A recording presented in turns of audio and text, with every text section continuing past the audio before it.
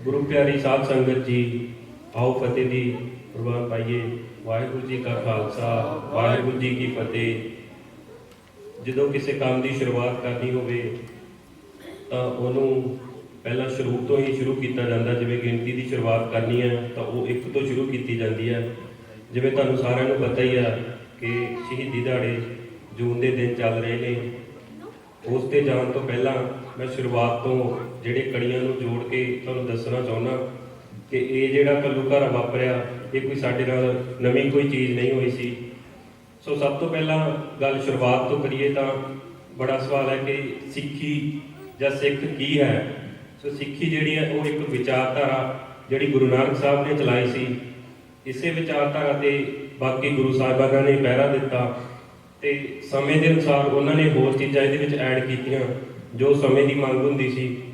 ਗੁਰੂ ਸਾਹਿਬਾਨਾਂ ਨੇ ਆਪਣੇ ਸੀਸ ਤਾਂ ਵਾਰ ਦਿੱਤੇ ਪਰ ਇਸ ਵਿਚਾਰਧਾਰਾ ਨੂੰ ਨਹੀਂ ਛੱਡਿਆ। ਜਿਵੇਂ ਕਿ ਤੁਸੀਂ ਅਕਸਰ ਸੁਣਿਆ ਹੋਣਾ ਕਿ ਸਿਰ ਜਾਵੇ ਤਾਂ ਜਾਵੇ ਪਰ ਮੇਰਾ ਸਿੱਖੀ ਸਿਦਕ ਨਾ ਜਾਵੇ। ਗੁਰੂ ਨਾਨਕ ਸਾਹਿਬ ਦੀ ਸੋਚ ਇੱਕ ਆਜ਼ਾਦ ਸੋਚ ਸੀ ਤੇ ਸਾਡੇ ਸਿੱਖਾਂ ਦੀ ਆਜ਼ਾਦੀ ਦਾ ਸੰਘਰਸ਼ ਜਿਹੜਾ ਉਹ ਗੁਰੂ ਨਾਨਕ ਸਾਹਿਬ ਤੋਂ ਸ਼ੁਰੂ ਹੋ ਗਿਆ ਸੀ।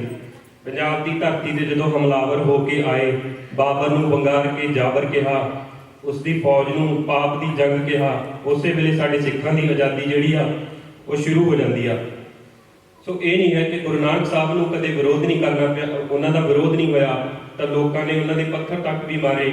ਜਦੋਂ ਗੁਰੂ ਸਾਹਿਬ ਭਾਈ ਮਰਦਾਨੇ ਦੇ ਨਾਲ ਪਿੰਡੋ ਪਿੰਡੀ ਜਾ ਕੇ ਸੱਚ ਦਾ ਪ੍ਰਚਾਰ ਕਰ ਰਹੇ ਸੀ ਤਾਂ ਜਦੋਂ ਇੱਕ ਪਿੰਡ ਦੇ ਵਿੱਚ ਪਹਿਲਾਂ ਗਏ ਤਾਂ ਉੱਥੋਂ ਦੇ ਲੋਕਾਂ ਨੇ ਉਹਨਾਂ ਦਾ ਕਾਫੀ ਵਿਰੋਧ ਕੀਤਾ, ਉਹਨਾਂ ਨੂੰ ਪਖੰਡੀ ਕਿਹਾ ਤੇ ਪਿੰਡ ਵਿੱਚ ਨਾ ਆਉਣ ਦਿੱਤਾ। ਤਾਂ ਉਹਨਾਂ ਨੇ ਉਸ ਪਿੰਡ ਵਾਲਿਆਂ ਨੂੰ ਕਿਹਾ ਕਿ ਵੱਸਦੇ ਰਹੋ। ਤਾਂ ਜਦੋਂ ਭਾਈ ਮਰਦਾਨਾ ਜੀ ਨਾਲ ਉਹ ਅਗਲੇ ਪਿੰਡ ਗਏ ਤਾਂ ਉਹਨਾਂ ਪਿੰਡ ਵਾਲਿਆਂ ਨੇ ਸੋਚਿਆ ਕਿ ਕੋਈ ਸਾਧੂ ਆਇਆ ਤਾਂ ਆਪਾਂ ਇੱਕ ਵਾਰ ਇਹਨਾਂ ਦੇ ਵਿਚਾਰ ਜ਼ਰੂਰ ਸੁਣੀਏ। ਤਾਂ ਉਹਨਾਂ ਨੂੰ ਉਹਨਾਂ ਦੇ ਸੱਚ ਦੇ ਉਹ ਵਿਚਾਰ ਬਹੁਤ ਵਧੀਆ ਲੱਗੇ ਤਾਂ ਉਹਨਾਂ ਨੇ ਗੁਰੂ ਸਾਹਿਬ ਨੂੰ ਪ੍ਰਸ਼ਾਦਾ ਪਾਣੀ ਛਕਾਇਆ ਤੇ ਜਦੋਂ ਜਾਣ ਲੱਗੇ ਗੁਰੂ ਸਾਹਿਬ ਨੇ ਕਿਹਾ ਕਿ ਉੱਜੜ ਜਾਓ। ਤਾਂ ਭਾਈ ਮਰਦਾਨਾ ਜੀ ਨੇ ਪੁੱਛਿਆ ਕਿ ਜਿਨ੍ਹਾਂ ਨੇ ਤੁਹਾਡਾ ਵਿਰੋਧ ਕੀਤਾ ਤੁਸੀਂ ਉਹਨਾਂ ਨੂੰ ਕਿਹਾ ਕਿ ਵੱਸਦੇ ਰਹੋ ਤੇ ਜਿਨ੍ਹਾਂ ਨੇ ਤੁਹਾਨੂੰ ਪ੍ਰਸ਼ਾਦਾ ਪਾਣੀ ਛਕਾਇਆ ਉਹਨਾਂ ਨੂੰ ਤੁਸੀਂ ਕਿਹਾ ਕਿ ਉੱਜੜ ਜਾਓ। ਤੇ ਗੁਰੂ ਸਾਹਿਬ ਕਹਿੰਦੇ ਕਿ ਇੱਥੇ ਉੱਜੜਨ ਦਾ ਮਤਲਬ ਹੈਗਾ ਕਿ ਜੇ ਇਹ ਲੋਕ ਉੱਜੜਨਗੇ ਤਾਂ ਕਿਤੇ ਹੋਰ ਜਾ ਕੇ ਵਸਣਗੇ। ਜਿਵੇਂ ਅਸੀਂ ਉਹਨਾਂ ਲੋਕਾਂ 'ਚੋਂ ਹੀ ਆਉਂਦੇ ਹਾਂ, ਉੱਥੋਂ ਪੰਜਾਬ ਤੋਂ ਉੱਜੜ ਕੇ ਅਸੀਂ ਇੱਥੇ ਆ ਗਏ ਤੇ ਜਿਹੜਾ ਘਰ ਜਦੋਂ ਉੱਜੜ ਜਾਂਦੇ ਆ ਤਾਂ ਉਹਨਾਂ ਨੂੰ ਹੀ ਘਰ ਦੀ ਵੈਲਿਊ ਪਤਾ ਹੁੰਦੀ ਆ। ਜਿਵੇਂ ਅਸੀਂ ਘਰ ਤੋਂ ਜਦੋਂ ਦੂਰ ਹੋ ਜਾਂਦੇ ਆ ਤਾਂ ਸਾਨੂੰ ਫੇਰ ਪਤਾ ਲੱਗਦਾ ਕਿ ਅਸਲ 'ਚ ਘਰ ਹੁੰਦਾ ਕੀ ਆ। ਉਹਨਾਂ ਕਿਹਾ ਕਿ ਜੇ ਇਹ ਲੋਕ ਉੱਜੜਨਗੇ ਤਾਂ ਜਿਹੜਾ ਸੱਚ ਦਾ ਪ੍ਰਚਾਰ ਆ ਉਹ ਦੂਰ ਤੱਕ ਜਾਊਗਾ ਤੇ ਇਹਨਾਂ ਨੂੰ ਪਤਾ ਹੋਊਗਾ ਤੇ ਇਹ ਬਹੁਤ ਵਧੀਆ ਆਪਣਾ ਇੱਕ ਹੋਰ ਘਰ ਵਸਾਉਣਗੇ। ਗੁਰੂ ਨਾਨਕ ਸਾਹਿਬ ਭਾਵੇਂ ਸ਼ਾਂਤਮਈ ਪ੍ਰਚਾਰ ਕਰਦੇ ਸੀ, ਮੋਦੀਖਾਨੇ 'ਚ ਕੰਮ ਕਰਦੇ ਹੋਏ ਉਹਨਾਂ ਨੂੰ ਵੀ ਜੇਲ੍ਹ ਜਾਣਾ ਪਿਆ। ਇੱਥੋਂ ਸਾਡੇ ਸਿੱਖਾਂ ਲਈ ਇੱਕ ਗੱਲ ਤਾਂ ਸਪਸ਼ਟ ਹੋ ਗਈ ਸੀ ਕਿ ਸੱਚ ਦੇ ਰਾਹ ਤੇ ਚੱਲਣਾ ਕੋਈ ਸੌਖਾ ਨਹੀਂ ਹੁੰਦਾ ਤੇ ਸਾਡੇ ਕਰਮਾਂ ਦੇ ਵਿੱਚ ਉਦੋਂ ਹੀ ਜੇਲ੍ਹਾਂ ਲਿਖੀਆਂ ਗਈਆਂ ਸੀ ਕਿਉਂਕਿ ਸੱਚ ਤੇ ਚੱਲਣਾ ਜਿਵੇਂ ਕੱਚ ਤੇ ਚੱਲਣਾ ਤੇ ਸੱਚ ਨਾਲ ਖੜਨਾ ਜਿਵੇਂ ਅੱਗ ਨਾਲ ਲੜਨਾ ਇੰਨਾ ਸੌਖਾ ਨਹੀਂ ਹੁੰਦਾ, ਇੰਨਾ ਸੌਖਾ ਨਹੀਂ ਹੁੰਦਾ। ਉਹਨਾਂ ਨੇ ਭੁੱਖੇ ਸਾਧੂਆਂ ਨੂੰ ਭੋਜਨ ਛਕਾਇਆ। ਇੱਥੇ ਗੱਲ ਗੌਰ ਕਰਨ ਵਾਲੀ ਆ ਕਿ ਅਸੀਂ ਲੋੜਵੰਦਾਂ ਨੂੰ ਛੱਡ ਕੇ ਜ਼ਿਆਦਾ ਲੰਗਰ ਤਾਂ ਲਾ ਰਹੇ ਆ ਪਰ ਇਹ ਜ਼ਿਆਦਾ ਲੋੜਵੰਦਾਂ ਨੂੰ ਸਾਡੇ ਨਾਲੋਂ ਵੀ ਜ਼ਿਆਦਾ ਇਸ ਦੀ ਜ਼ਰੂਰਤ ਆ। ਇਸੇ ਵਿਚਾਰਧਾਰਾ ਤੇ ਅੱਗੇ ਗੁਰੂ ਸਾਹਿਬ ਨੇ ਫੋਲੋ ਕੀਤਾ। ਦੂਜੇ ਗੁਰੂ ਫਿਰ ਤੀਸਰੇ ਗੁਰੂ ਪੰਜਵੇਂ ਪਾਤਸ਼ਾਹ ਸ੍ਰੀ ਗੁਰੂ ਅਰਜਨ ਦੇਵ ਜੀ ਨੇ ਸ਼ਹਾਦਤ ਦਾ ਜਾਮ ਪੀਤਾ। ਪੰਜਵੇਂ ਪਾਤਸ਼ਾਹ ਵਿੱਚ ਇੰਨੀ ਹਲੀਮੀ, ਇੰਨਾ ਪਿਆਰ, ਤੱਤੀ ਤਵੀ ਤੇ ਬੈਠੇ ਹੋਏ ਵੀ ਜਦੋਂ ਸਭ ਕੁਝ ਤੱਤਾ ਸੀ, ਮਹੀਨਾ ਵੀ ਤੱਤਾ, ਸੈਨਾਪਤੀ ਵੀ ਤੱਤੇ, ਜਹਾਂਗੀਰ ਵੀ ਤੱਤਾ, ਪਾਣੀ ਵੀ ਤੱਤਾ, ਅੱਗ ਵੀ ਤੱਤੀ, ਰੇਤਾ ਵੀ ਤੱਤਾ, ਤਵੀ ਵੀ ਤੱਤੀ, ਪਰ ਉੱਪਰ ਬੈਠੇ ਗੁਰੂ ਸਾਹਿਬ ਇੰਨੇ ਠੰਡੇ ਤੇ ਕਹਿ ਰਹੇ ਸਭ ਕੋ ਮੀਤ ਹਮ ਆਪਨ ਕੀਨਾ, ਹਮ ਸਭਨਾ ਕੇ ਸਾਜਨ। ਉਸੇ ਸਮੇਂ ਦੀਆਂ ਮੁਗਲ ਹਕੂਮਤਾਂ ਨੇ ਗੁਰੂ ਸਾਹਿਬ ਨੂੰ ਕਾਫਿਰ ਦੱਸਿਆ। ਜਦੋਂ ਗੁਰੂ ਸਾਹਿਬ ਨੂੰ ਲਾਹੌਰ ਤੋਂ ਲੈ ਕੇ ਗਏ ਤਾਂ ਉਹਨਾਂ ਨੂੰ ਪਤਾ ਲੱਗ ਗਿਆ ਸੀ ਕਿ ਅਸੀਂ ਹੁਣ ਵਾਪਸ ਨਹੀਂ ਆਵਾਂਗੇ ਤਾਂ ਉਹਨਾਂ ਨੇ ਆਪਣੀ ਗੁਰਤਾ ਗੱਦੀ ਜਿਹੜੀ ਛੇਵੇਂ ਪਾਤਸ਼ਾਹ ਨੂੰ ਦੇ ਦਿੱਤੀ ਸੀ। ਪੰਜਵੇਂ ਪਾਤਸ਼ਾਹ ਦੀ ਸ਼ਹਾਦਤ ਤੋਂ ਸਿੱਖਾਂ ਨੂੰ ਇਹ ਗੱਲ ਤਾਂ ਸਮਝ ਆ ਗਈ ਸੀ ਕਿ ਹੁਣ ਸਾਡਾ ਸਿੱਖਾਂ ਦਾ ਜਿਹੜਾ ਸ਼ਾਂਤਮਈ ਰਹਿਣ ਦਾ ਸਮਾਂ ਉਹ ਖਤਮ ਹੋ ਗਿਆ। ਛੇਵੇਂ ਪਾਤਸ਼ਾਹ ਸ੍ਰੀ ਗੁਰੂ ਗੋਬਿੰਦ ਸਿੰਘ ਜੀ, ਹਰਗੋਬਿੰਦ ਸਿੰਘ ਜੀ ਨੇ ਮੀਰੀ ਪੀਰੀ ਦੀਆਂ 2 ਤਲਵਾਰਾਂ ਧਾਰਨ ਕੀਤੀਆਂ। ਉਸ ਤੋਂ ਬਾਅਦ ਉਹਨਾਂ ਨੇ ਸਮੇਂ ਦੀ ਲੋੜ ਨੂੰ ਮਹਿਸੂਸ ਕਰਦਿਆਂ ਸਿੱਖ ਸੰਗਤਾਂ ਨੂੰ ਯੁੱਧ ਕਲਾ ਵਿੱਚ ਮਾਹਰ ਹੋਣ ਦਾ ਆਦੇਸ਼ ਦਿੱਤਾ। ਗੁਰਦੁਆਰਾ ਦਰਬਾਰ ਵਿੱਚ ਮਾਇਆ ਦੀ ਜਗ੍ਹਾ ਤੇ ਭੇਟਾ ਵਜੋਂ ਹਥਿਆਰ ਘੋੜੇ ਲੈ ਕੇ ਆਉਣ ਦਾ ਸੁਨੇਹਾ ਭੇਜਿਆ ਅਤੇ ਬਹੁਤ ਵੱਡੀ ਗਿਣਤੀ ਵਿੱਚ ਸਿੱਖ ਸੇਵਕਾਂ ਦੀ ਇੱਕ ਫੌਜ ਤਿਆਰ ਕੀਤੀ। ਹਰਿਮੰਦਰ ਸਾਹਿਬ ਦੇ ਸਾਹਮਣੇ ਉੱਚੀ ਥਾਂ ਤੇ ਆਪ ਨੇ ਇੱਕ ਤਖਤ ਕਾਇਮ ਕੀਤਾ ਜਿਸ ਦਾ ਨਾਮ ਅਕਾਲ ਤਖਤ ਰੱਖਿਆ। ਇਸ ਤਖਤ ਦੀ ਕੁਰਸੀ ਦਿੱਲੀ ਤੇ ਲਾਹੌਰ ਤਖਤ ਤੋਂ ਉੱਚੀ ਰੱਖੀ ਗਈ। ਇੱਥੇ ਇੱਕ ਗੱਲ ਧਿਆਨ ਦੇਣ ਵਾਲੀ ਆ ਕਿ ਅੱਜ ਕੱਲ੍ਹ ਲੋਕ ਬਹੁਤ ਕਹਿੰਦੇ ਆ ਕਿ ਧਰਮ ਨੂੰ ਸਿਆਸਤ ਦੇ ਵਿੱਚ ਨਾ ਵਾੜੋ, ਇਹ ਦੋਨੇ ਵੱਖਰੇ ਨੇ। ਪਰ ਇਹ ਗੱਲ ਅਸੀਂ ਭੁੱਲ ਜਾਂਦੇ ਆ ਕਿ ਅਕਾਲ ਤਖਤ ਦੀ ਸਿਰਜਣਾ ਸਿੱਖਾਂ ਦੇ ਸਿਆਸੀ ਫੈਸਲੇ ਲੈਣ ਲਈ ਕੀਤੀ ਗਈ ਸੀ। ਇੱਥੋਂ ਇਹ ਗੱਲ ਵੀ ਸਪਸ਼ਟ ਹੋ ਜਾਂਦੀ ਆ ਕਿ ਧਰਮ ਤੇ ਸਿਆਸਤ ਦੋਨੋਂ ਇਕੱਠੇ ਚੱਲਦੇ ਆ। ਅਕਾਲ ਤਖਤ ਦੀ ਇਮਾਰਤ ਦੇ ਅੰਦਰੋਂ ਤੁਸੀਂ ਹਰਿਮੰਦਰ ਸਾਹਿਬ ਦੇਖ ਸਕਦੇ ਹੋ, ਪਰ ਹਰਿਮੰਦਰ ਸਾਹਿਬ ਦੇ ਅੰਦਰੋਂ ਤੁਸੀਂ ਅਕਾਲ ਤਖਤ ਨਹੀਂ ਦੇਖ ਸਕਦੇ। ਇਸ ਦਾ ਮਤਲਬ ਕਿ ਬੰਦਾ ਜਦੋਂ ਸਿਆਸਤ ਦੇ ਰਾਹ ਤੇ ਚੱਲਦਾ ਤਾਂ ਉਹ ਧਰਮ ਨੂੰ ਹਮੇਸ਼ਾ ਯਾਦ ਰੱਖੇ ਤੇ ਧਰਮ ਦੇ ਰਾਹ ਤੋਂ ਨਾ ਭਟਕੇ। ਤੇ ਇਸੇ ਵਿਚਾਰਧਾਰਾ ਦੇ ਅੱਗੇ ਚੱਲਦੇ ਹੋਏ 9ਵੇਂ ਪਾਤਸ਼ਾਹ ਗੁਰੂ ਤੇਗ ਬਹਾਦਰ ਜੀ ਇਤਿਹਾਸ ਵਿੱਚ ਇੱਕ ਵੱਖਰੀ ਮਿਸਾਲ ਬਣੇ। ਬਾਦਸ਼ਾਹ ਨੇ ਜਦੋਂ ਮੌਤ ਦਾ ਫਤਵਾ ਜਾਰੀ ਕੀਤਾ, ਪਿੰਜਰੇ ਵਿੱਚ ਬੰਦ ਕਰਕੇ ਚਾਂਦਨੀ ਚੌਕ ਲਿਆਂਦੇ। ਗੁਰੂ ਜੀ ਦੇ ਮਨ ਨੂੰ ਡਲਾਉਣ ਲਈ ਗੁਰੂ ਦੀਆਂ ਅੱਖਾਂ ਸਾਹਮਣੇ ਭਾਈ ਮਤੀ ਦਾਸ ਜੀ ਨੂੰ ਆਰੇ ਨਾਲ ਚੀਰਿਆ ਗਿਆ, ਭਾਈ ਸਤੀ ਦਾਸ ਜੀ ਨੂੰ ਰੂੰ ਵਿੱਚ ਲਪੇਟ ਕੇ ਸਾੜ ਦਿੱਤਾ, ਭਾਈ ਦਿਆਲਾ ਜੀ ਨੂੰ ਉਬਲਦੇ ਪਾਣੀ ਵਿੱਚ ਦੇਗ ਵਿੱਚ ਸਿੱਟਿਆ ਗਿਆ। ਤਿੰਨਾਂ ਸਿੱਖਾਂ ਨੇ ਬੜੇ ਸਿੱਦਕ ਨਾਲ ਜਪਜੀ ਸਾਹਿਬ ਦਾ ਪਾਠ ਕਰਕੇ ਵਾਹਿਗੁਰੂ ਦੇ ਹੁਕਮ ਨਾਲ ਸ਼ਹੀਦੀ ਨੂੰ ਕਬੂਲ ਕੀਤਾ। ਗੁਰੂ ਜੀ ਨੇ ਆਪਣੇ ਸਿੱਖਾਂ ਦੀ ਸ਼ਹਾਦਤ ਦੇ ਬਾਵਜੂਦ ਵੀ ਅਡੋਲ ਰਹੇ। ਚਾਂਦਨੀ ਚੌਕ ਜਿਹਨੂੰ ਅੱਜ ਆਪਾਂ ਸ਼ੀਸ਼ਗੰਜ, ਉਹਨਾਂ ਦੇ ਸ਼ੀਸ਼ ਨੂੰ ਉੱਥੇ ਧੜ ਨਾਲ ਅਲੱਗ ਕਰ ਦਿੱਤਾ ਗਿਆ। ਇੱਕ ਗੈਰ ਧਰਮ ਦੇ ਚਿੰਨ੍ਹਾਂ ਲਈ ਰਾਖੀ ਲਈ ਸ਼ਹਾਦਤ ਦਾ ਜਾਮ ਪੀਤਾ। ਇਤਿਹਾਸ ਵਿੱਚ ਇਹ ਪਹਿਲੀ ਵਾਰ ਹੋਇਆ ਸੀ ਕਿ ਮਨੁੱਖੀ ਹੱਕਾਂ ਜਾਂ ਹਿਊਮਨ ਰਾਈਟਸ ਦੇ ਲਈ ਇਹ ਪਹਿਲੀ ਸ਼ਹਾਦਤ ਜਿਹੜੀ ਆ ਉਹ 9ਵੇਂ ਪਾਤਸ਼ਾਹ ਦੇ ਹਿੱਸੇ ਆਈ। ਇਸੇ ਵਿਚਾਰਧਾਰਾ ਦੇ ਅੱਗੇ ਚੱਲਦਿਆਂ ਸ੍ਰੀ ਗੁਰੂ ਗੋਬਿੰਦ ਸਿੰਘ ਜੀ ਨੇ ਆਪਣਾ ਪੂਰਾ ਪਰਿਵਾਰ ਵਾਰ ਦਿੱਤਾ। ਆਪਾਂ ਅਕਸਰ ਦੇਖਦੇ ਹਾਂ ਕਿ ਲੋਕ ਵਿਆਹਾਂ 'ਚ ਜਾਂ ਪਾਰਟੀਆਂ 'ਚ ਆਪਣੇ ਧੀਆਂ ਪੁੱਤਰਾਂ ਉੱਪਰ ਦੀ ਨੋਟ ਜਾਂ ਪੈਸੇ ਵਾਰਦੇ ਆ। ਉਹ ਨੋਟ ਸਿਰ ਉੱਪਰ ਦੀ ਵਾਰਨ ਦਾ ਇਹ ਮਤਲਬ ਹੁੰਦਾ ਕਿ ਲੋਕ ਆਪਣੇ ਧੀਆਂ ਪੁੱਤਰਾਂ ਨੂੰ ਪੈਸੇ ਤੋਂ ਜ਼ਿਆਦਾ ਪਿਆਰ ਕਰਦੇ ਆ। ਪਰ ਇੱਥੇ ਗੱਲ ਗੌਰ ਕਰਨ ਵਾਲੀ ਹੈ ਕਿ ਗੁਰੂ ਸਾਹਿਬ ਨੇ ਆਪਣੇ ਚਾਰੇ ਪੁੱਤਰ ਵਾਰ ਦਿੱਤੇ। ਉਹਨਾਂ ਵਰਗਾ ਦਾਨੀ, ਕਵੀ, ਲਿਖਾਰੀ, ਯੋਧਾ ਕੋਈ ਇਸ ਦੁਨੀਆ ਵਿੱਚ ਨਹੀਂ ਹੋਇਆ। ਜਦੋਂ ਵੱਡੇ ਸਾਹਿਬਜ਼ਾਦੇ ਆਪ ਸ਼ਹੀਦੀ ਲਈ ਤਿਆਰ ਕਰਕੇ ਤੋਰੇ ਤਾਂ ਉਹਨਾਂ ਦੀ ਸ਼ਹਾਦਤ ਤੋਂ ਬਾਅਦ ਉਹਨਾਂ ਦੇ ਪਹਿਲਾ ਜਿਹੜਾ ਮੂੰਹ ਚੋਂ ਲਫ਼ਜ਼ ਨਿਕਲਿਆ, ਸ਼ਾਬਾਸ਼, ਕਿਆ ਖੂਬ ਲੜੇ। ਤੇ ਜਦੋਂ ਗੁਰੂ ਸਾਹਿਬ ਉੱਥੋਂ ਜਾਣ ਲੱਗੇ ਤਾਂ ਗੁਰੂ ਸਾਹਿਬ ਦੇ ਜੋ ਨਾਲ ਸਿੰਘ ਸੀ ਤਾਂ ਉਹ ਕਹਿਣ ਲੱਗੇ ਕਿ ਆਪਾਂ ਸਾਹਿਬਜ਼ਾਦਿਆਂ ਦੀਆਂ ਜਿਹੜੀਆਂ ਲਾਸ਼ਾਂ ਉਹਨਾਂ ਨੂੰ ਚੱਕੀਏ। ਤਾਂ ਗੁਰੂ ਸਾਹਿਬ ਨੇ ਕਿਹਾ ਕਿ ਨਹੀਂ, ਮੇਰੇ ਪੁੱਤਰਾਂ ਦੀਆਂ ਲਾਸ਼ਾਂ ਮੈਂ ਨਹੀਂ ਚੱਕ ਸਕਦਾ, ਕਿਉਂਕਿ ਬਾਕੀ ਜਿਹੜੇ ਸਿੰਘ ਸ਼ਹੀਦ ਹੋਏ ਆ ਉਹਨਾਂ ਦੀਆਂ ਲਾਸ਼ਾਂ ਵੀ ਨਾਲ ਚੱਕਣੀਆਂ ਜ਼ਰੂਰੀ ਨੇ।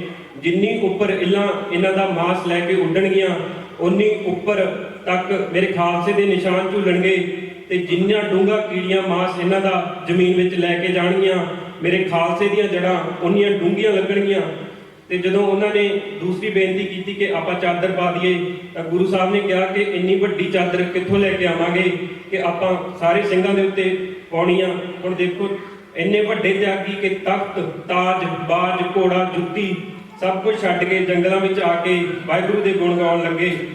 ਜਦੋਂ ਛੋਟੇ ਸਾਹਿਬਜ਼ਾਦੇ ਤੇ ਮਾਤਾ ਗੁਜਰੀ ਦੀ ਖਬਰ ਦਮਦਮਾ ਸਾਹਿਬ ਵਿਖੇ ਮਿਲੀ ਤਾਂ ਉਹਨਾਂ ਨੇ ਸਾਰੇ ਸੰਗਤ ਦੇ ਵਿੱਚ ਬਹੁਤ ਹੀ ਸਾਰੇ ਦੇਖ ਕੇ ਭਾਵੁਕ ਹੋਏ। ਤਾਂ ਉਹਨਾਂ ਨੇ ਉੱਥੇ ਖੜ ਕੇ ਕਿਹਾ ਕਿ ਚਾਰ ਮੋਏ ਤੋਂ ਕਿਆ ਹੁਆ, ਜੀਵਤ ਕਈ ਹਜ਼ਾਰ।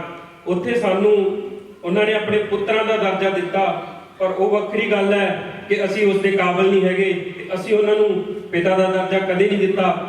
10ਵੇਂ ਪਾਤਸ਼ਾਹ ਪੰਥ ਦੀ ਸਾਧਨਾ ਕੀਤੀ, ਸਾਨੂੰ ਇੱਕ ਵੱਖਰੀ ਪਛਾਣ ਦਿੱਤੀ। ਵੈਸੇ ਤਾਂ ਅਸੀਂ ਵੱਖਰੇ ਉਸੇ ਟਾਈਮ ਹੀ ਹੋ ਗਏ ਸੀ ਜਦੋਂ 9 ਸਾਲ ਦੀ ਉਮਰ ਵਿੱਚ ਗੁਰੂ ਨਾਨਕ ਸਾਹਿਬ ਨੇ ਆਪਣੇ ਪਿਤਾ ਮਹਿਤਾ ਕਾਲੂ ਜੀ ਨੂੰ ਜਨੇਊ ਪਾਉਣ ਤੋਂ ਇਨਕਾਰ ਕਰ ਦਿੱਤਾ ਸੀ। ਪੰਥ ਤੇ ਗ੍ਰੰਥ ਹੁਣ ਇੱਥੇ ਦੋ ਵੱਖਰੀਆਂ ਚੀਜ਼ਾਂ ਨੇ।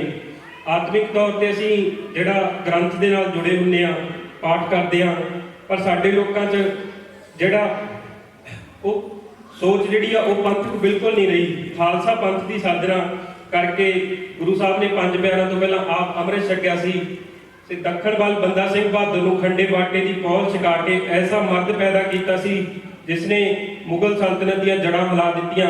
ਖਾਲਸਾ ਰਾਜ ਕਾਇਮ ਕਰਨ ਵਿੱਚ ਉਹਨਾਂ ਦਾ ਬਹੁਤ ਵੱਡਾ ਯੋਗਦਾਨ ਸੀ। ਤੇ ਉਹਨਾਂ ਨੇ ਦਮਦਮਾ ਸਾਹਿਬ ਤਲਵੰਡੀ ਸਾਬੋ ਵਿਖੇ ਬਾਬਾ ਦੀਪ ਸਿੰਘ ਜੀ ਨੂੰ ਦਮਦਮੀ ਟਕਸਾਲ ਬਣਾਈ, ਜਿੱਥੇ ਉਹਨਾਂ ਨੇ ਬੱਚਿਆਂ ਦੀ ਧਰਮ ਦੀ ਪੜ੍ਹਾਈ ਸਿਖਲਾਈ ਲਈ ਉਹਨਾਂ ਨੂੰ ਪਹਿਲੇ ਮੁਖੀ ਦਮਦਮੀ ਟਕਸਾਲ ਦੇ ਬਣਾਇਆ। ਜਦੋਂ ਅਹਿਮਦ ਸ਼ਾਹ ਅਬਦਾਲੀ ਨੇ ਬੇਅਦਬੀ ਕੀਤੀ ਤਾਂ 76 ਸਾਲ ਦੀ ਉਮਰ ਦੇ ਵਿੱਚ ਬਾਬਾ ਦੀਪ ਸਿੰਘ ਜੀ ਖੰਡਾ ਲੈ ਕੇ ਦਮਦਮਾ ਸਾਹਿਬ ਤਲਵੰਡੀ ਸਾਬੋ ਤੋਂ ਅੰਮ੍ਰਿਤਸਰ ਵੱਲ ਨੂੰ ਚੱਲ ਪਏ ਤੇ ਤਰਨਤਾਰਨ ਜਾ ਕੇ ਉਹਨਾਂ ਨੇ ਇੱਕ ਲਕੀਰ ਖਿੱਚੀ ਤੇ ਕਿਹਾ ਕਿ ਹੁਣ ਇਹ ਲਕੀਰ ਉਹੀ ਲੰਘਿਓ ਜੋ ਸਿਰ ਆਪਣੇ ਦੇ ਸਕਦਾ। ਜੇ ਬਾਬਾ ਦੀਪ ਸਿੰਘ ਕੋਲ ਹਥਿਆਰ ਨਾ ਹੁੰਦੇ ਤਾਂ ਅਬਦਾਲੀ ਦੀਆਂ ਫੌਜਾਂ ਕੋਲੋਂ ਅਸੀਂ ਹਰਿਮੰਦਰ ਸਾਹਿਬ ਕਦੇ ਨਹੀਂ ਹਟਾ ਸਕਦੇ ਸੀ।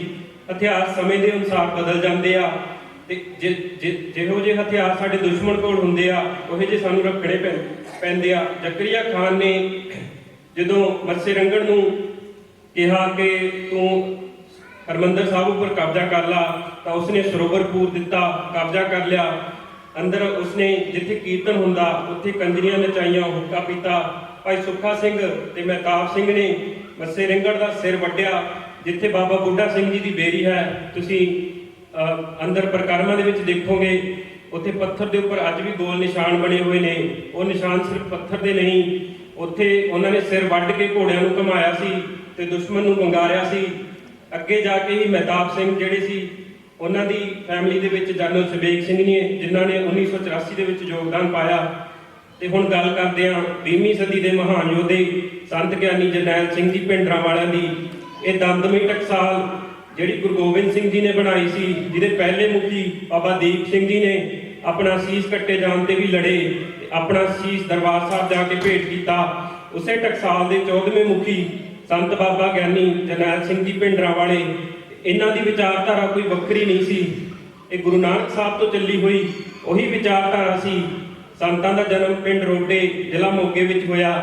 3 ਸਾਲ ਦੀ ਉਮਰ ਤੋਂ ਉਹਨਾਂ ਨੇ ਆਪਣੀ ਦਾਦੀ ਕੋਲੋਂ ਮੂਲ ਮੰਤਰ ਦਾ ਪਾਠ ਕਰਨਾ ਸਿੱਖ ਲਿਆ। 5ਵੀਂ ਜਮਾਤ ਤੱਕ ਪੜ੍ਹਦਿਆਂ ਸਕੂਲੀ ਵਿੱਦਿਆ ਤਿਆਗਣ ਦਾ ਉਹਨਾਂ ਨੇ ਮਨ ਬਣਾ ਲਿਆ ਤੇ ਅੱਗੇ ਗੁਰਬਾਣੀ ਪੜ੍ਹਨ ਲਈ ਆਪਣੇ ਪਿਤਾ ਨੂੰ ਦੱਸਿਆ।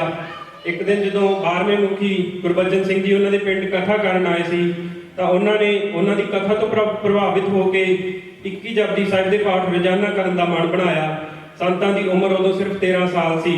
16 ਸਾਲ ਦੀ ਉਮਰ ਤੱਕ ਆਪ ਨੇ 15 ਤੋਂ 16 ਘੰਟੇ ਹਰ ਰੋਜ਼ ਸਿਮਰਨ ਕਰਦੇ ਸੀ। ਨਿਤਨੇਮ ਦੇ ਰੋਜ਼ਾਨਾ 5 ਗ੍ਰੰਥੀ, 51 ਸਹਿਜ ਪਾਠ ਤੇ 101 ਜਪਜੀ ਸਾਹਿਬ ਪਾਠ ਹਰ ਰੋਜ਼ ਕਰਦੇ ਸੀ। 1967 ਵਿੱਚ ਘਰ ਵਿੱਚ ਵਿਸ਼ੇਸ਼ ਸਿਮਰਨ ਕਰਨ ਦਾ ਮਨ ਬਣਾਇਆ। ਕਿਸੇ ਨਾਲ ਵੀ ਗੱਲਬਾਤ ਕਰਨ ਤੋਂ ਮਨਾ ਕਰ ਦਿੱਤਾ ਤੇ ਪਰਿਵਾਰ ਨੂੰ ਕਿਹਾ ਕਿ ਜੇ ਕਿਸੇ ਨੇ ਗੱਲ ਕਰਨੀ ਹੈ ਤਾਂ ਮੈਨੂੰ ਪਰਚੀ ਲਿਖ ਕੇ ਗੇਟ ਕੋਲ ਰੱਖ ਦਿਓ। ਇੱਕ ਛੋਟੇ ਕਮਰੇ ਵਿੱਚ 40 ਤੋਂ 45 ਦਿਨ ਹਰ ਰੋਜ਼ ਦੇ 22 ਤੋਂ 23 ਘੰਟੇ ਲਗਾਤਾਰ ਮੂਲ ਮੰਤਰ ਦਾ ਜਾਪ ਕਰਦੇ ਸੀ। ਸਿਰਫ 1 ਘੰਟਾ ਬਚਦਾ ਸੀ ਖਾਣ ਪੀਣ, ਸੌਣ ਤੇ ਆਰਾਮ ਕਰਨ ਲਈ। ਸੰਤ ਸਿੱਖਾਂ ਨੂੰ ਗੁਲਾਮੀ ਦਾ ਅਹਿਸਾਸ ਕਰਵਾ ਕੇ ਆਜ਼ਾਦੀ ਲਈ ਪ੍ਰੇਰਦੇ ਸਨ। ਉਹ ਕਹਿੰਦੇ ਰਹੇ ਕਿ ਦਰਬਾਰ ਸਾਹਿਬ ਉੱਤੇ ਹਮਲਾ ਹੋ ਗਿਆ ਤਾਂ ਖਾਲਿਸਤਾਨ ਦੀ ਨੀਂਹ ਰੱਖੀ ਜਾਏਗੀ। ਦਰਬਾਰ ਸਾਹਿਬ ਉੱਤੇ ਹਮਲੇ ਦੌਰਾਨ ਜਿਵੇਂ ਉਹਨਾਂ ਨੇ ਮੌਤ ਨੂੰ ਗਲ ਲਾਇਆ, ਉਹ ਸਾਕਾ ਆਪਣੀ ਇੱਕ ਮਿਸਾਲ ਹੈ। ਸੰਤਾਂ ਨੇ ਹਿੰਦੁਸਤਾਨ ਨਾਲ ਸਿੱਖਾਂ ਦੇ ਰਿਸ਼ਤਿਆਂ ਨੂੰ ਨਵਾਂ ਮੋੜ ਦਿੱਤਾ। ਉਹਨਾਂ ਦੀਆਂ ਗੱਲਾਂ ਕਰਨ ਲਈ ਸਦਾ ਹੀ ਕਾਗਜ਼ ਕਲਮ ਦੀ ਘਾਟ ਰਹੇਗੀ। ਸੰਤ ਭਿੰਡਰਾਂ ਵਾਲਿਆਂ ਨੂੰ ਦੇਖਣ ਸਮਝਣ ਲਈ ਜਿਸ ਸਮਰੱਥਾ ਤੇ ਦਿਲ ਦਿਮਾਗ ਦੀ ਲੋੜ ਹੈ ਉਹ ਅਜੇ ਸਿੱਖਾਂ ਕੋਲ ਮੈਨੂੰ ਮਹਿਸੂਸ ਨਹੀਂ ਹੁੰਦਾ। ਸੰਤਾਂ ਦੇ ਟਾਈਮ ਦੇ ਵਿੱਚ ਜੇ ਆਪਾਂ ਦੇਖੀਏ ਤਾਂ ਅੰਮ੍ਰਿਤ ਛਕਣ ਦੀ ਜਿਹੜੀ ਦਰ ਸੀ ਉਹ 83% ਸੀ ਤੇ ਅੱਜ ਜਿਹੜੀ ਉਹ ਪੰਜਾਬ ਦੇ ਵਿੱਚ 1% ਤੋਂ ਵੀ ਘਟ ਗਈ ਆ। ਅੱਜ ਵੀ ਸਾਡੇ ਕੋਲ ਕਥਾਵਾਚਕ ਤਾਂ ਬਹੁਤ ਨੇ ਪਰ ਸਾਨੂੰ ਇਹ ਵਿਚਾਰਨ ਦੀ ਲੋੜ ਆ ਕਿ ਜਵਾਨੀ ਦੇ ਉੱਪਰ ਉਹਦਾ ਅਸਰ ਕਿਉਂ ਨਹੀਂ ਹੋ ਰਿਹਾ। ਇਹ ਬਹੁਤ ਹੀ ਵੱਡਾ ਮਸਲਾ ਹੈ। ਸਾਡੇ ਖਿਲਾਫ ਜਿਹੜੀਆਂ ਤਾਕਤਾਂ ਉਹ ਤਾਂ ਕੰਮ ਕਰ ਰਹੀਆਂ ਪਰ ਅਸੀਂ ਆਪਣੀ ਤਿਆਰੀ ਕਦੋਂ ਕਰਨੀ ਆ। ਪਰ ਅਸੀਂ ਦੂਜਿਆਂ ਦੇ ਘਰ 'ਚ ਜਦੋਂ ਅੱਗ ਲੱਗੀ ਹੁੰਦੀ ਆ ਤਾਂ ਅਸੀਂ ਦੇਖਦੇ ਆ ਪਰ ਇਹ ਅਸੀਂ ਕਹਿੰਦੇ ਆ ਕਿ ਆਪਾਂ ਕੀ ਲੈਣਾ। ਪਰ ਇਹ ਨਾ ਸਮਝੋ ਕਿ ਇਹ ਘਰ ਸਾਡੇ ਘਰ ਤੱਕ ਨਹੀਂ ਆਊਗੀ ਤੇ ਖੂਹ ਅਸੀਂ ਉਦੋਂ ਪੱਟਣਾ ਸ਼ੁਰੂ ਕਰਦੇ ਆ ਜਦੋਂ ਅੱਗ ਲੱਗ ਜਾਂਦੀ ਆ। ਪਹਿਲਾਂ ਸਾਡੀ ਕੋਈ ਤਿਆਰੀ ਨਹੀਂ ਹੁੰਦੀ।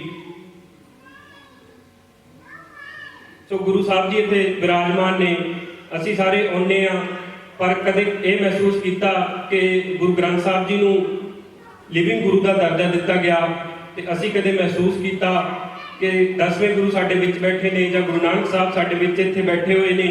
ਜੇ ਉਹ ਸਾਨੂੰ ਇਸ ਹਾਲਾਤਾਂ ਦੇ ਵਿੱਚ ਦੇਖਦੇ ਹੋਣੇ ਜਿਹੜੇ ਰਾਹ ਤੇ ਅਸੀਂ ਚੱਲ ਰਹੇ ਆ ਤਾਂ ਉਹ ਕੀ ਮਹਿਸੂਸ ਕਰਦੇ ਹੋਣੇ ਆ। ਤੇ ਬਹੁਤ ਸਾਰੀਆਂ ਸੋਚਣ ਵਾਲੀਆਂ ਗੱਲਾਂ ਨੇ। ਤੋ ਇੰਨਾ ਕਹਿੰਦਾ ਹੋਇਆ ਸਮਾਪਤੀ ਕਰਦਾ। ਵਾਹਿਗੁਰੂ ਜੀ ਕਾ ਖਾਲਸਾ, ਵਾਹਿਗੁਰੂ ਜੀ ਕੀ ਫਤਿਹ। ਭਲੇ ਸੋਨੇਹਾ।